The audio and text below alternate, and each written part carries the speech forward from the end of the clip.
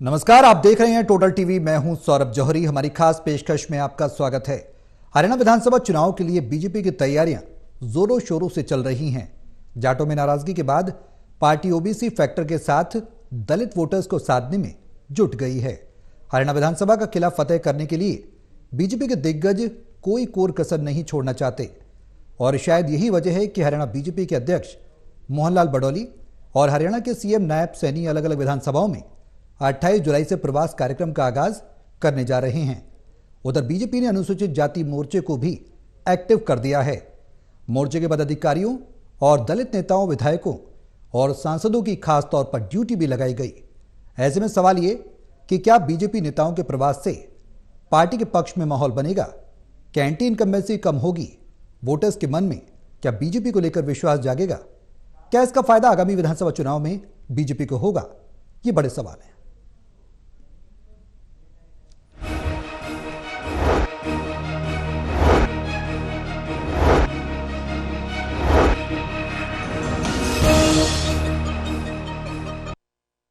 तो बीजेपी की रणनीति क्या कहती है? हर रोज नई रणनीति, नई प्लानिंग के साथ पार्टी प्रदेश में उतरती है और हरियाणा की सियासत में कुछ नया प्रयोग देखने को मिलता है। इस बार दलित वोटर्स को साधने की कोशिश की जा रही है पार्टी की तरफ से। हमने देखा प्रदेश अध्यक्ष एक ब्राह्मण फेस को बनाया गया और उसके बाद सीएम जो थे वो ओबीसी समाज से आते हैं। तो अगर समीकरण साधने की बात की जाए तो पार्टी हर पुरजोर कोशिश करे, कोई कोशिश नहीं छोड़ना चाहती कि समीकरण ना सदें। जातीय समीकरण को लेकर एक अलग भूमिका पार्टी की देखने को मिल रही है। अब फायदा क्या होगा, नुकसान क्या होगा, आगे आगामी विधानसभा चुनाव क्या कहते हैं, ये तमाम सवाल है जिनके जवाब तलाशेंगे हमारे सहयोगी हमारे साथ मौजूद हैं। हिसार से associate editor doctor Mahesh Kumar, Panipat से एसोसिएट एडिटर देवेंद्र कथुरिया और वरिष्ठ पत्रकार वीरेंद्र सोरी जी हमारे साथ चर्चा में शामिल रहेंगे। आप सभी के साथ मैं चर्चा को आगे बढ़ाऊं, लेकिन उससे पहले एक रिपोर्ट दिखाते हैं, फिर करेंगे चर्चा की शुरुआत।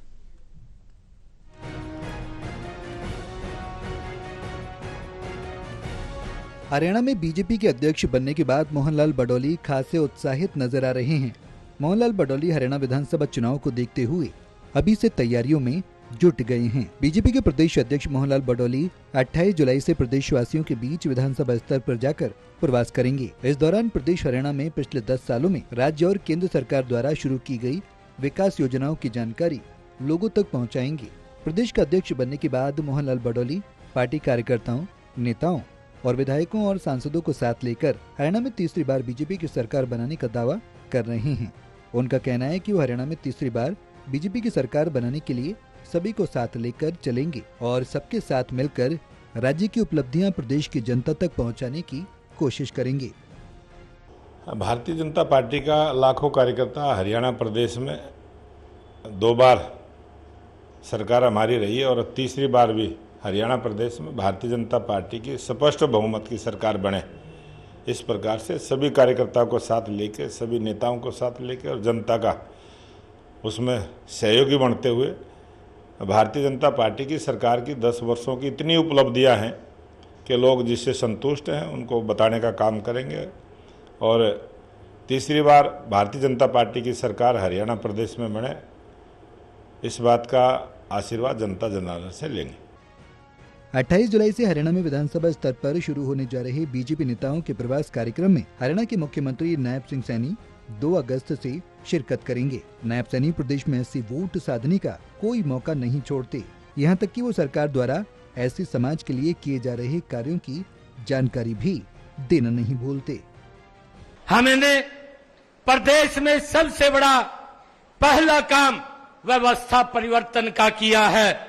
हमने ऐसे बिचौलियों की दुकानें बंद करवा दी हैं जो सरकारी नौकरी दिलवाने में या लोगों के सरकारी कामकाज करवाने में भाइयों दलाली करते थे। ऐसे लोगों को हमने पिछले 10 वर्षों में बाहर का रास्ता दिखाने का काम किया है। हरियाणा में बीजेपी द्वारा चलाए जाने वाले नेताओं के प्रवास कार्यक्रम की कमान हरियाणा बीजेपी के अध्यक्ष मोहनलाल बडौली और हरियाणा के सीएम नायब सैनी के हाथ में रहेगी।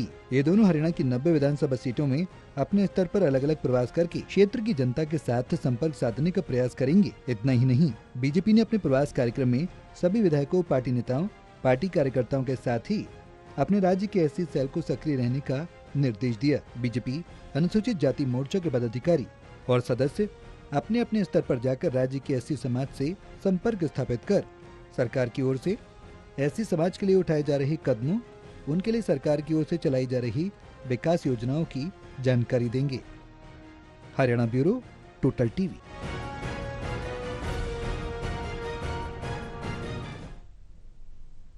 अब सवाल ये कि दलितों को साधने से क्या विधानसभा चुनाव की जो डगर है वो आसान हो जाएगी? महेश, बीजेपी की रणनीति आखिर अब क्या कहती है? जाति समीकरण में देखे साधती हुई नजर आ रही पार्टी और अब दलित वोटर्स पर फोकस करती हुई नजर आ रही है।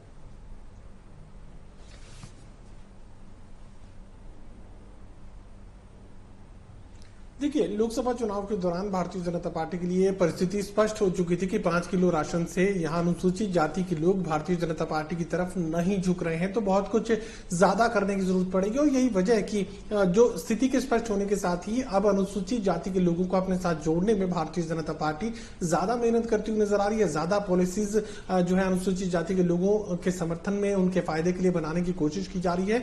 जो पॉलिसीज भूपेंद्र सिंह हुड्डा ने बनाई थी, 100 गज के मुफ्त प्लॉट्स और उसके साथ ही उनके विकास के लिए पैसे का बंदोबस्त भी जो है तत्कालीन सरकार की तरफ से किया गया था, वो बंद पड़ी योजनाएं भी लोकसभा चुनाव परिणाम सामने आने के तुरंत बाद वही लिस्टें 10 साल पुरानी लिस्टें निकालकर सेकंड्स के हिसाब से जो है प्लॉट्स बांटने की शुरुआत कर दी गई, कब्जा छुड़वाने की शुरुआत कर दी गई और उन लोगों को जमीन आवंटित करने की जो कवायद है वो आगे बढ़ती हुई नजर आई। उससे पहले का मैं जिक्र करूं तो मनोहर लाल खट्टर ये कहा करते हैं कि 1 इंच 1 गज जमीन किसी को मुफ्त नहीं देंगे, लेकिन जैसे ही लोकसभा का चुनाव परिणाम सामने आया, मुफ्त माल बांटने का, मुफ्त जमीन बांटने का जो सिलसिला है वो शुरू हो गया। उसके बाद मुफ्त बिजली का यहां पर जिक्र चला तो सोलर पैनल्स के लिए भी सरकार की तरफ से मुफ्त सोलर पैनल्स और सब्सिडी वाले सोलर पैनल्स की जो योजना है वो सामने आ गई। उसके बाद 300 यूनिट फ्री का जिक्र आया। 1 किलोवाट और 2 किलोवाट वाले जो डोमेस्टिक यूजर्स थे उनके लिए जो एवरेज के हिसाब से या जो रेंट मीटर के और तमाम जो दूसरे फ्यूल सरचार्जेस लगा करते वो खत्म कर दिए गए। हर वो कोशिश की गई जिससे अनुसूचित जाति के लोगों को ज्यादा से ज्यादा भारतीय जनता पार्टी की तरफ से फायदा पहुंच पाए और उन्हें अपने साथ कनेक्ट कर पाए। ये सब कुछ लोकसभा चुनाव परिणाम सामने आने के बाद हुआ। उससे पहले अनुसूचित जाति के लोगों को भारतीय जनता पार्टी अपने खाते में मान रही थी, लेकिन जब पता लगा कि नाराजगी का स्तर हद से ज्यादा बढ़ चुका है तो उसके बाद लोकसभा का चुनाव परिणाम सामने आने के साथ ही अब अनुसूचित जाति के वोटर्स को साधने में भारतीय जनता पार्टी कोई कोर कसर नहीं छोड़ना चाहती। अब यहाँ पर प्रदेशाध्यक्ष ब्राह्मण को बनाया गया है, सैनी ओबीसी को मुख्यमंत्री बनाया गया, तो मुझे लगता है कि राज्यसभा भेजने का जब जिक्र आएगा तो यहाँ पर अनुसूचित जाति के लोगों को ही राज्यसभा, किसी शख्स को राज्यसभा में भेजकर यहाँ पर अनुसूचित जाति के लोगों को भी भारतीय जनता पार्टी संतुष्ट करने की, उन्हें अपने साथ जोड़ने की कोशिश करेगी। मुझे ऐसी संभावनाएं दिखती हैं। जी देवेंद्र, अब आगे की रणनीति क्या कहती है? लोकसभा चुनाव के दरमियान हमने भी देखा एक शोर था, जाट दलितों की नाराजगी परिणामों के बाद कहीं ना कहीं बीजेपी पर भारी पड़ती नजर आई। अब क्या उस नाराजगी को दूर करने की दिशा में कदम पार्टी बढ़ा रही? देखिए सौरभ, आज शुक्रवार है और 26 जुलाई है। 28 जुलाई परसों रविवार है और रविवार मेरे को लगता है सुपर संडे होने वाला है मैदानी लड़ाई का। दरअसल 28 जुलाई से ही बीजेपी के तमाम बड़े नेता, मंत्री, विधायक प्रवास शुरू करने वाले हैं और 28 जुलाई परसों ही आम आदमी पार्टी के बड़े नेता आ रहे हैं हरियाणा में 2-2 विधानसभाओं की रैली करने। पानीपत में भी संजय सिंह आ रहे हैं। तीसरा, जो चुनाव लड़ने की लाइन में है अलग अलग पार्टियों की, वो परसों दफ्तरों का उद्घाटन करें। तो जो फील्ड की लड़ाई है, मैदान की लड़ाई है, वो परसों सुपर संडे को शुरू होने वाली है। अब रही दलित और एससी वर्ग की बात, 2013 को याद करें जब मोदी जी आए, देश के राजनीतिक परिदृश्य पर वो नारा दिया उन्होंने कि सबका साथ सबका विकास, अच्छे दिन आने वाले हैं। इस तरह के नारों से ना बहुत सारे जो वर्ग हैं जो पिछली सरकारों को देख चुके थे, तब 2013 में जब कांग्रेस के घोटाले के बाद एक सामने आ रहे थे, तो मोदी जी का जब प्रभाव हुआ राष्ट्रीय स्तर की राजनीति में, तो बहुत सारे समाज के लोग, चाहे अग्रवाल थे, चाहे जाट थे, नॉन जाट थे, सब खींचे चले गए कि देश को एक करिश्माई ऐसा प्रधानमंत्री मिल गया जो मानो आसमान से उतर कर आया है। इस तरह के नारे थे, लोगों ने साथ दिया, सभी वर्गों ने। इसी वजह से कांग्रेस के 10% वोट रह गए थे 2014 में और कांग्रेस एक तरह से बहुत बैकफुट पर आ गई थी। तो जब वो वायदे हुए 10 साल हो चुके हैं, इन 10 सालों में बहुत सारे वर्गों के जो युवा थे या किसान थे या जाट लगा लो या व्यापारी लगा लो, शहरी लगा लो, ग्रामीण लगा लो, महंगाई का मुद्दा है, बहुत सारे इन 9.5-10 साल में बहुत सारे ऐसे मुद्दे उठे जो राष्ट्रीय स्तर के थे और प्रादेशिक स्तर के। धीरे धीरे जैसे मोह थोड़ा सा कम हो जाता है, जैसे एक चमक कम होने लगती है समय के साथ साथ। तो 2013-14 में जो नारे बीजेपी के बड़े नेताओं ने दिए थे, अलग अलग वर्गों के लोग खींचे चले आए। अब जब वो वास्तविकता से वाकिफ हुए, उनको लगा कि धीरे धीरे छिटकने लग गए, कि उनको लगा कि कोई दूसरा रास्ता अख्तियार करना पड़ेगा, जब वो सारी उम्मीदें पूरी नहीं हुई। इसी वजह से लोकसभा चुनाव में कांग्रेस के साथ एससी वर्ग के लोग हो या दलित तो छिटकने शुरू हो गए थे। और यहीं से बीजेपी की चिंता शुरू हो गई कि अब कैसे हो, 10 की जगह 5 सीटें रह गई और एक एक सीट की मोदी जी को प्रधानमंत्री बनाने के लिए लड़ाई थी। अब लोकसभा चुनाव के बाद बीजेपी, ये जो परिणाम आए, बीजेपी को झकझोर कर रख दिया, हरियाणा में नहीं बाकी जगह पर भी। अब डैमेज कंट्रोल की तैयारियां हो रही है, चूंकि विधानसभा चुनाव हरियाणा में है, दिल्ली से सटा हुआ है, तो अब ऐसी योजनाएं बनाई जा रही हैं, किसको कैसे साधा जाए, पुचकारा जाए, जो जो कमी है उनको कैसे दूर किया जाए, वो सारी कसरत अब शुरू हो रही है। यही वजह है कि एससी वर्ग के लोग हो या दलित हो, अब थोड़ा सा बीजेपी से छिटकने लग गए, और यही पार्टी की चिंता है। उसको दुरुस्त करने के लिए अब ये रात दिन तैयारियां हैं, प्रवास भी हो रहा है, अलग अलग काम सौंपे जा रहे हैं, योजनाएं बन रही है, इंप्लीमेंटेशन हो रहा है, मॉनिटरिंग निगरानी तंत्र मजबूत किया जा रहा है। तो ये सारे प्रयास अब किए जा रहे हैं। वीरेंद्र जी, अगर आंकड़ों की बात करें तो 2014 में गैर जाट समुदाय से बीजेपी को 48% वोट मिला था। 2019 में ये बढ़ गया था, 74% तक हो गया था। लेकिन अब आगे के विधानसभा चुनाव में, आगामी विधानसभा चुनाव में हरियाणा में क्या ये माना जाए कि गैर जाट समुदाय जो है उस पर ही पार्टी की आस टिकी हुई है, और जो प्रवास कार्यक्रम हो रहे हैं, जो आगे की तैयारियां हो रही हैं, वो भी यही कहती नजर आ रही है?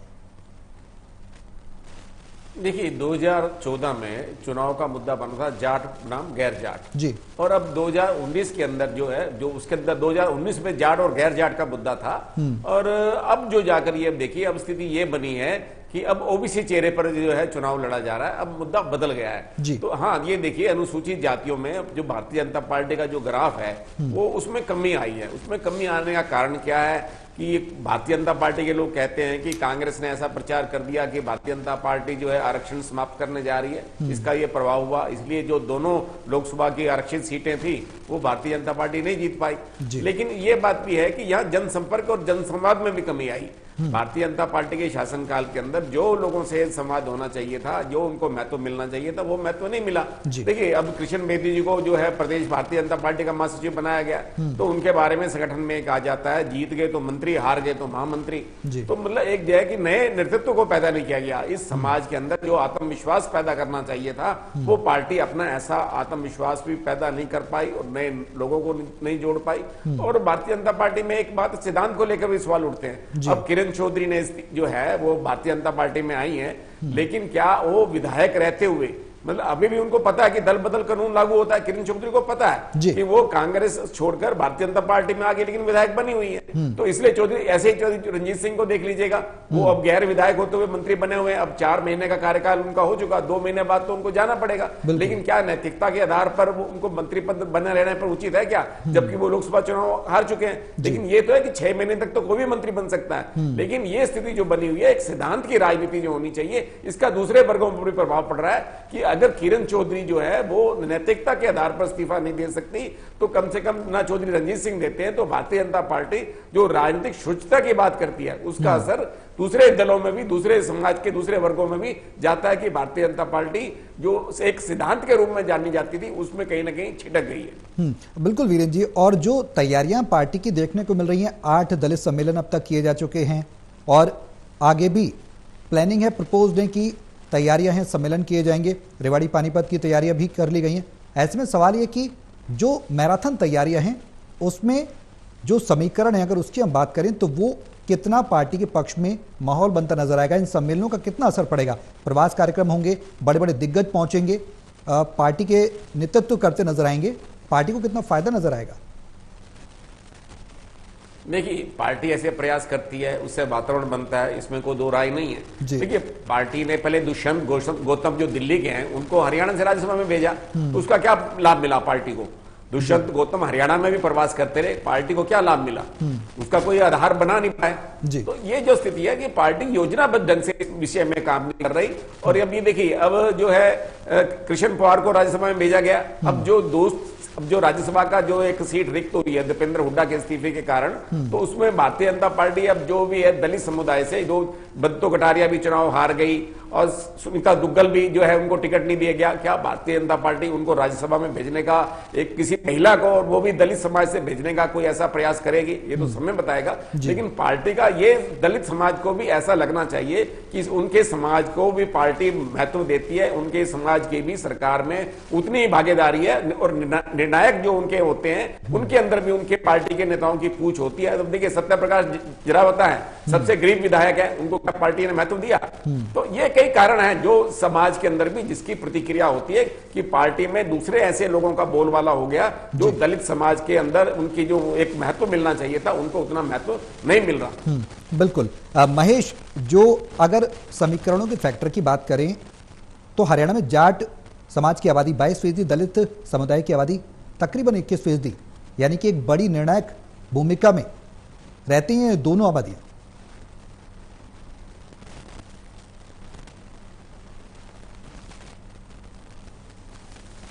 देखिए, बिल्कुल निर्णायक भूमिका ना सिर्फ जाटों की हरियाणा प्रदेश में है बल्कि अनुसूचित जाति के लोगों की भी निर्णायक भूमिका है। और यही भारतीय जनता पार्टी की सबसे बड़ी चिंता है कि जाट जो कि डोमिनेंट माना जाता है, मजबूत माना जाता है, आर्थिक रूप से सक्षम है, जमीनों पर मालिकाना अधिकार है और बिजनेस पर भी अच्छी खासी पकड़ जो है जाट समाज के लोगों की देखने को मिल रही है। अनुसूचित जाति के लोग हालांकि कमजोरी की स्थिति का सामना करते हैं, चाहे वो आर्थिक रूप से हो चाहे सामाजिक रूप से हो, लेकिन इनकी संख्या बल के लिहाज से अगर दोनों को जोड़कर देखने की कोशिश की जाए, फिर अगर जाट के साथ अनुसूचित जाति के लोग आते हैं तो उसके बाद अन्य जातियों के लोग यानी गैर जाटों का भी फिर झुकाव जो है वो एक पार्टी यानी कांग्रेस पार्टी की तरफ देखने को मिलेगा। जाट सबसे डोमिनेंट कास्ट अगर एक तरफ खड़ी है, उसके बाद सबसे डिप्राइव्ड कहीं की सबसे जो निम्न स्तर पर सामाजिक दायरे के हिसाब से जो निम्न कमजोरी के स्तर पर जो लोग खड़े हैं वो लोग भी अगर फिर जाटों के साथ खड़े हैं तो फिर बाकी दूसरी अन्य जातियों का झुकाव भी है वो कांग्रेस पार्टी की तरफ हो सकता है। भारतीय जनता पार्टी की यही सबसे बड़ी चिंता है। वो जाट एक तरफ खड़े थे तो परेशान नहीं थी, लेकिन जाटों के साथ जब अनुसूचित जाति के लोग कांग्रेस के पार्टी की तरफ झुकना शुरू हुए, ये यहाँ सबसे बड़ी चिंता भारतीय जनता पार्टी की हुई। गैर जाट वोटों का ध्रुवीकरण बीजेपी के लोग करने की कोशिश कर रहे हैं, लेकिन गैर जाटों में से अगर अनुसूचित जाति के लोगों को निकाल दिया गया तो उसके बाद फिर उस ध्रुवीकरण का क्या फायदा? वो ध्रुवीकरण तो इसलिए भी नहीं हो सकता कि गैर जाट का एक बड़ा हिस्सा तो यहाँ कांग्रेस पार्टी के साथ जा चुका है। तो ऐसे में यहाँ जाट और गैर जाट में इलेक्शन को तब्दील करना लोकसभा में भी इसीलिए भारतीय जनता पार्टी के लिए संभव नहीं हो पाया। और आने वाले विधानसभा चुनाव में भी अगर अनुसूचित जाति के लोगों का झुकाव कांग्रेस पार्टी की तरफ और कह सकते हैं कि जाटों का झुकाव भूपेंद्र सिंह हुड्डा की तरफ, अगर उस तरफ झुकाव बना रहता है तो फिर जाट और गैर जाट में आने वाला विधानसभा चुनाव भी भारतीय जनता पार्टी उस एजेंडे पर नहीं ले जा पाएगी, उस तरीके की धार जो है वो चुनाव को नहीं मिल पाएगी। और जाट और गैर जाट में, गैर जाट से मेरा अभिप्राय है कि जिस तरीके से ओबीसी मुख्यमंत्री, जिस तरीके से ब्राह्मण प्रदेशाध्यक्ष, और अभी मैं जो जिक्र कर रहा था कि राज्यसभा की सीट अगर अनुसूचित जाति को दे दी जाती है, तो जिस तरह का गैर जाट इक्वेशन यहाँ पर भारतीय जनता पार्टी कायम करने की कोशिश कर रही है, वो अगर कर भी ले तो उसका पूरा फायदा जो है भारतीय जनता पार्टी नहीं उठा सकती, उस चुनाव को धार नहीं दे सकती। चुनाव को अगर धार नहीं मिली तो ये भारतीय जनता पार्टी हरियाणा के लिए फिर सबसे बड़ी चिंता है। बिल्कुल। देवेंद्र, अब जो समीकरण है जातीय समीकरण, वो जाहिर सी बात है बनाने की पार्टी कोशिश कर रही है। लोकसभा चुनाव के परिणामों के बाद भी हमने देखा कि अमित शाह पहुंचे, नायब सिंह सैनी मुख्यमंत्री से मिले, बैठक हुई, मंथन हुआ कि आखिर गलती कहां रह गई, कमी कहां रह गई। शायद इसीलिए कि अब विधानसभा चुनाव को लेकर आगे की रणनीति और डगर और मजबूत की जाएगी।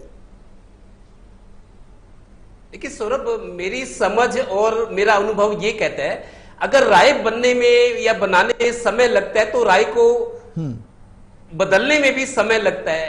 पिछले राजनीतिक अनुभव देखें, जैसे 2004 में ओम प्रकाश चौटाला की सरकार थी, उसके खिलाफ एंटी इनकम्बेंसी फैक्टर मुखर हुआ। चौटाला साहब ने बहुत जोर लगाया, सरपंचों को 1-1 करोड़ के प्रपोजल मांगे कि आपको 1-1 करोड़ देंगे, अपने विकास कार्यों के प्रस्ताव भेजो। तमाम हरियाणा के गांव से मांगे गए। चौटाला साहब ने अपनी पार्टी की तरफ से जो पार्टी फंड होता है अपने जिलाध्यक्षों को जीपे दी, बोलेरो उस टाइम कि आप पार्टी का प्रचार करो। तमाम तरह के खजाना को लुटाया, पार्टी के फंड को। लेकिन एंटी इनकम्बेंसी वाला फैक्टर उसको डैमेज कंट्रोल नहीं कर पाए। और जब 2005 में चुनाव हुए तो 9 सीटें आई थी इनेलो की। मेरे कहने का मतलब ये है कि लोग जब राय बना लेते हैं, अब समय बहुत कम रह गए, कोई साल 10 महीने नहीं है, समय 2-2.5 महीनों का है। मेरे को लगता है जिसने जो राय बना ली है, जिसके मन में जो बैठ गया, अब उनमें शायद 10-15% लोग होंगे जो उनकी राय बदल जाए। उनके मन में जो है, जो ठान लिया है, मेरे को लगता है उसी रास्ते पर लोग चलेंगे। इसलिए बीजेपी चिंताएं बढ़नी चाहिए और मेरे को लगता है बड़ी हुई लग भी रही है। जिस तरीके से आनंद फानंद में फटाफट नए प्रयोग, नए कदम उठाए जा रहे हैं। बिल्कुल, चलिए बहुत शुक्रिया आप सभी का हमारे साथ इस चर्चा में शामिल होने के लिए। नेताओं के प्रवास जो है आगामी किस तरह की रणनीति बनाएंगे, ये देखना बेहद महत्वपूर्ण होगा और दिलचस्प भी होगा, क्योंकि बीजेपी कोई कोर कसर नहीं छोड़ना चाहती आगामी विधानसभा चुनाव में रणनीति बनाने में। और ऐसे में जो आगे मैराथन तैयारियां हैं, जनता से कनेक्ट होने की बातें, खासकर ओबीसी दलित समुदाय को साधने की बातें, वो कितनी कारगर साबित होगी तो आने वाला वक्त बताएगा। लेकिन फिलहाल पार्टी के अंदर मैराथन तैयारी जरूर चल रही है। मेरे साथ इस खास पेशकश में अभी के लिए बस इतना ही। नमस्कार।